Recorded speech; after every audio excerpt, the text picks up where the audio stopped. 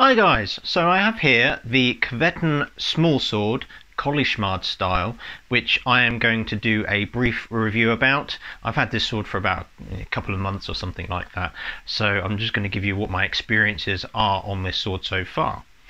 Okay, so we're going to go through the details, a little bit of history maybe, and then I'll go into my sort of review of the sword itself and then sparring. Okay, so what I've, in sparring other people. Okay, so this is a Colichemarde style, and you can get this on the Kvetun website or order it. I'm just going to weigh this. So we are, by the way, on 0, and these are my weighing scales. Just going to weigh it on the knuckle bow. Okay. I'm going to measure it again, just so it's definitely correct. Back to 0 again, and then very lightly weigh it. Good. We are on a consistent 590 grams. Okay. Now on the website, which I'll have all the details here or somewhere on the screen for you to see, the measurement says 530 grams, and I have weighed this at 590. Okay, I would probably say that's because of the wire grip. Maybe that's quite a lot even for a wire grip. It may be just the fact that the sword has some differentiations. That's quite a lot. 60 grams on a wire grip may be a bit much. I have added a shrinking electronical cap for safety, plus a little bit of duct tape, so that might be adding a little bit more, like 5 grams or so.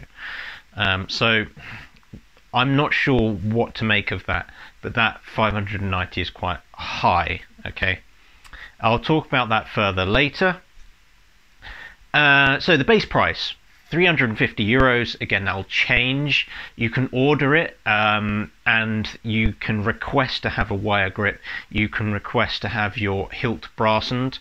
This one does, and it has a wire grip. Okay, so that's available to you to see. If not, the standard steel look on the hilt is available, and plus you can get either I think cord or leather wrap.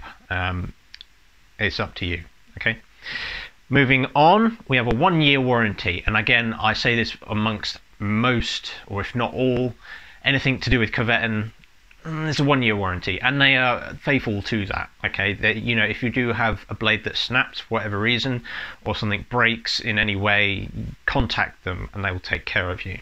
Okay, moving on, the steel that is used. Okay, so we have a 60 C2A type steel, and again I think that's in most Kvetun products. They use that kind of steel, all right, which will have a hardness of 47 to 50 Rockwell, which again I'm pretty sure that's universal along amongst a lot of the Kvetun blades. Okay, I've had no problem with that.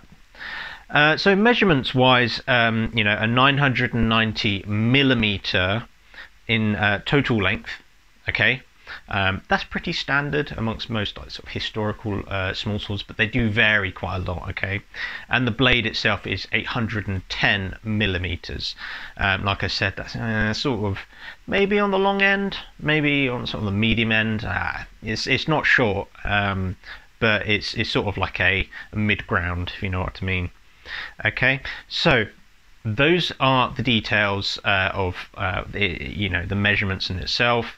There are further finer measurements like balancing points and all that kind of stuff, and grip and things. That'll be on the screen. If not, just go to the website and it'll tell you. Okay.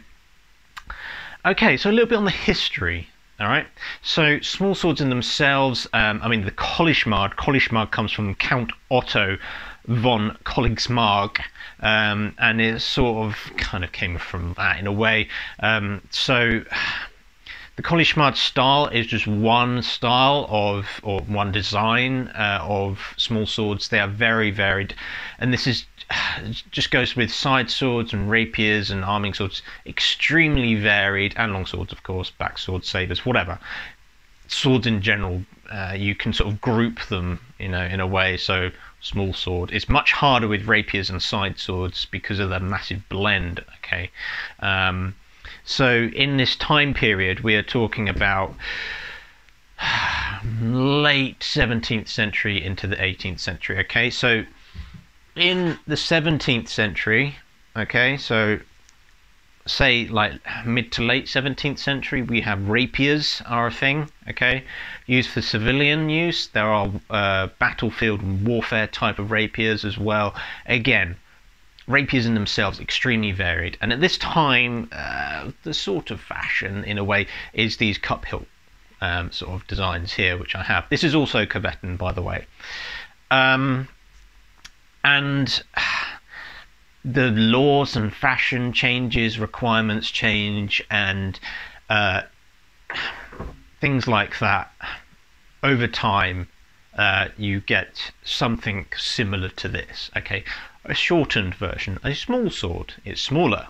Okay, used for multiple purposes. You get really fancy ones used for court, or just making yourself look nice, showing off. All right, some of these super dainty, super light, and used for pretty much showing off. Okay, there are some that were used in battlefield, so they're a bit more robust, a bit more utilitarian, probably used as like a last-ditch effort to defend yourself, especially against, like sabers and walloon swords and spadroons and things like that in that time period. Talking early 1700s here, and then there's mourning swords as well. So mourning swords for I say if you've got a death in the family or something like that, they would use a particular sword for it, just as part of your outfit. Okay, and then there's dueling swords as well, and they, of course, of these uses, vary amongst a lot of small swords. And something I must confirm here: I'm no specialist in small swords. I have very sort of small understanding amongst small swords in themselves. Okay, I have a general understanding, but I'm definitely not a specialist. Okay, so there's a little bit of a history. All right, so these were used as dueling swords amongst gentlemen very much in the 18th century, and they sort of developed-ish, throughout the late 17th century into the 18th century, and they sort of tail off in the 19th century, so early 19th century, and then dueling becomes banned, and then there's use of pistols and things like that. So the small sword kind of tails off in use in the early 19th century. All right. Okay, so that's the history. This sword itself, all right, so we're going to go from top to bottom, yeah, like I usually do, like I did with the side swords. So the hilt, the pommel, it's fine. It's pretty much standard in its shape and dimensions. There's nothing like screaming different about it. That oval type pommel with a little nib at the top here. There is a peen, so the tang obviously goes through this pommel, and then there's peened at the top here. It's hammer riveted down. I don't know whether that's universal amongst small swords. I don't really know about the construction of small swords in a way. I've just seen a lot on Metropolitan Museum and the Wallace collection, and a few private other collections and auctions. The pommel does vary, but this is a very standard type, and I don't know about this peening on the top. Okay, but obviously secures the the blade to the hilt well enough. I very much prefer that than a threaded pommel. Okay, moving down, I have wire grip. This is very basic. Okay, it's just like a darkened bolt gun type steel, and it's just wrapped around. Okay, we have a wooden core. Pretty standard, to be honest, but they have wrapped it well. There's no snags, there's no things jutting out or sticking out too much. There is a little bit on the top here, but other than that, I can feel this grip nicely. Okay, it's not bulging out too much, it's not too thin. Okay, it is meant to be quite dainty in itself because it is a small sword. But you can wrap your fingers around this just nicely and use the traditional method of gripping it with your thumb and index finger pinching the sort of knuckle bow finger ring kind of area. Yeah, there is a slight bulge in the dimensions towards the center of the grip, okay, and then it narrows down. But it's fine. It's just fine, okay. Knuckle bow, yes, again, it's going towards a lot of the dimensions of a small sword, very typical of the style. We have a little bit of a bulge on the center of the knuckle bow, and it goes down into a little tail here towards the pommel. The finish is fine, it's not going to snag on anything, it's not too sharp. It has been filed down a very slight bit, but I don't feel like I'm going to slice my fingers on the squaring off of that anytime soon. That's not going to rub on the leather too much, okay? I don't feel that's going to be an issue. So that's fine. Moving on to the sort of ricasso area here and the finger rings, they're fine, they're okay, they're not too thin. They're not too thick either, so they're not adding too much weight. They're about the right sort of size. They do vary, those finger rings. They're just fine. I would never ever put my finger through them when sparring, because I could easily dislocate my finger in a disarm, and it'll probably get trapped on the shell guard there. I may end up getting a dislocated finger. I do have hyperextension in my fingers, so I might be okay. But that is very dangerous, and if you do a thrust, you might lose a nail or something like that with the force going into the shell guard itself. I'd never do that, okay? That's dangerous. Moving on, we do have a small quillon here, which is fine. It's done well. It's, again, just fine. It's there for its purpose. Not much of a purpose, to be honest. It's more of a sort of harkening back to other swords which do have like a quillon on the end there. So some sabres, some spadroons and walloon swords and things like that, going back into the 1600s. Okay, so we have here some type of squared off washer that is clamping down between the finger rings and the shell guard, which is fine. I haven't seen any historical small swords up close to actually see this, but I should imagine some do have this kind of washer to separate, give a little bit of space between those finger rings and the clamshell. Okay, and then the clamshell itself, so this guard is not too big, it's not too thick, and it's also not too thin for it to me to worry about the what's the word, the robustness, the integrity of the sword, you know, collapsing on itself with a strong thrust, you know. So it's fairly rigid, and I don't feel like that's going to bend any much time soon. But I'd never use this against sabres. Don't ever do that, because yeah, it will ruin your sword. Okay, don't do that. Use it against other small swords. That's just fine. All right. Right, we're going to move down towards the blade. So we have a very small ricasso here, and the fort of the blade in that very typical Colichemarde style, where it's very thick here and then narrows down onto the midsection of the blade here. All right, so we have a triangular section. Amongst here we have a midrib, and then if I rotate it round, we have a hollow grind, okay, making quite a large fuller. That is very typical of a small sword of this period, and this fuller goes all the way down the blade. Same for the midrib, and we have some form of distal taper going throughout the blade, creating a fairly decent balance. I mean, it is quite far out. There we go. So about there, it's okay. Is fine. It could do with coming back a bit towards more the hilt to make that a little bit more nimble in the point. All right. Anyway, it narrows down towards the point, and we have a spatulated tip. Of course, you can't see that here because I've added a cap to the end. I'll show you pictures of the end of the sword. It's sort of a spatulated tip. It just sort of goes to a squared off end. That's not safe enough for sparring with, in my opinion. Okay, I feel like that could maybe pierce a jacket if really, you know, if you really shank someone. So I've added a cap here. Also, I think, you know, the point sort of percussive force, the narrowness of it,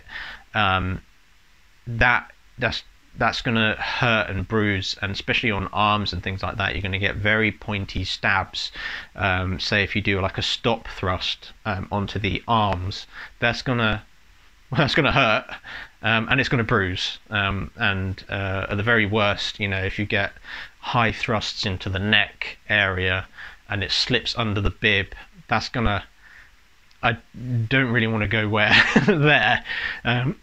Last thing I want to do is it slipping up and going into the neck and that killing someone. So that's what I don't want. So I've added this shrinking cap. It's just fine. It's pretty much going to stop most of the impact force, or broaden it a little bit just to make it a little less bruising. All right. Anyway, so that is the blade in itself. Very nice. The blade itself is quite well formed, it's well machined, it's quite straight and symmetrical. There's a slight bit of rippling, but that's absolutely fine. I don't really care about that. It is, you know, you do see some historical swords and they do ripple a little bit and they go off a little bit, but it's straight. It comes to true. Bending of the sword is, I wouldn't go any further than that. Yeah, not like with a rapier or a side sword where I can bend it almost 90 degrees. You know, you can do that with this rapier because it's long and, you know, it can go to 90 degrees. However, because this is short, and this foot of the blade is taking a lot of stiffness here, and a lot of the bending is on this sort of second and third third of the blade. All the bend is happening there. You see how rigid this foot of the blade is, so that's reducing the amount it bends. So it's quite stiff, and I won't it will bend and it will come to true. It's just fine because of the quality of the steel, but I won't bend it any further than what I just did. Okay, because I'll end up probably either snapping it or permanently bending it, which is more likely. Okay. Alright, that's the sword. Sparring, oh no, before I do go on to sparring, well, I suppose this kind of links it. What gloves to use, okay? What not to use is a pair of the red dragons, which you can use for side swords and some arming swords. Don't use like these thick gloves, because, I mean, yes you can if you really want to, but you're really opening up your hands with this bulky glove. You're going to lose a lot of feeling, a lot of dexterity, and it's okay. Yes, you can do a bit, but I think these are quite clunky for this type of weapon. All right, so don't use these red dragons. You don't need that much protection. What to use? I have, you'll see in the sparring videos, these pair of leather gloves, 20 quid on the night shop, and they work just fine. Okay, they're good. They've got enough protection in them for a little bit of impact, you know, just in case there is a hit or a slash.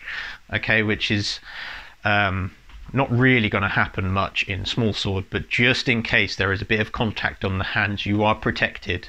Okay, so these gloves are fine.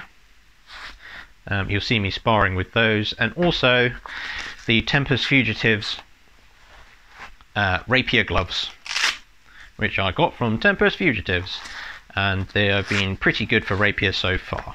All right, you're going to get a lot of feeling with the blade. You can do all kinds of grips, different positions, further down the blade, all that kind of stuff. Okay, so what type of grip to use? You can do the traditional approach, yeah, pinching the fingering sort of area like that with the thumb and the index finger, and then you can do all kinds of nice movements here. That is okay. That's an okay grip. I personally bring it further down, so my index finger is onto the main part of the grip, and I place this pommel into the palm of my hands. The pinky finger is hooked against the knuckle bow, and I just pinch down like that. I feel like I get quite a decent and nice grip. It's tight and it's nimble. Yeah, I can do some really nice tight movements with that. compared to the pinch grip, which is more traditional, I feel like my middle ring and pinky finger are a little loose there, and I find it harder to grip that. Okay, so I find that all my fingers are fastened to the grip with the other type of grip that I use. Okay, so that's just something to consider. Okay, so sparring with it, I went to Smart HEMA, which I usually do every week, and I fought with Stu, so I did some sparring with Stu. He brought an epee blade. Okay, so epee blades are okay for smallsword.